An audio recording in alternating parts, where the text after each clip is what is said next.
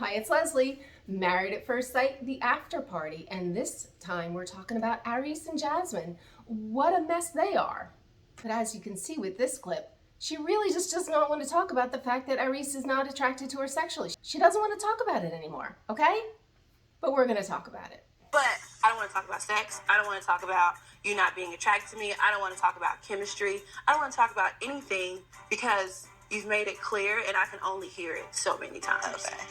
So she doesn't want to talk about it. Yet, you know, when they have their little housewarming party and the friends come over, what person does this? Like, we don't have that, like, sexual, like, chemistry. Like, we're not trying to rip each other's clothes off. And he's been very clear that he's a sexual person.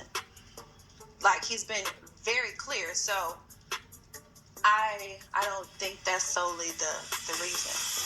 She gets his friends aside and she tells him how he's not attracted to her and they're not having sex. Like, for someone who doesn't want to talk about it, you seem to be talking about it a lot. In fact, we're all talking about this a lot. And I have some thoughts about what the problem is. But before I jump into all of this and my theory on them, please subscribe if you're here for the same reason I'm watching all this nonsense, to escape from reality. So Arris is 40 years old and he's never feels like he's been in love.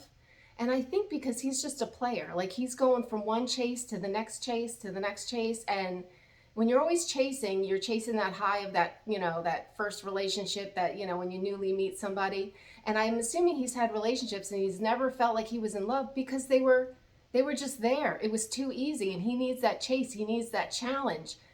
So this was doomed from the beginning. My feeling is there, you know, he was attracted to her initially. She's beautiful. She's a beauty queen. She's beautiful. Walking down the aisle, he was attracted to her. But then what happened? He's got a ring on his finger. He's already caught her. There's no challenge here. And worse yet, she's not even challenging him because she's sitting there laying all her cards on the table. I'm so attracted to you. I want you to rip my clothes off. Like, there's no challenge. There's nothing. This is a guy that needs something. The best thing she could do is say, I don't know how I feel about you. I'm going to wait and see or whatever. And start looking around. Get him a little uneasy about where her heart's at, you know?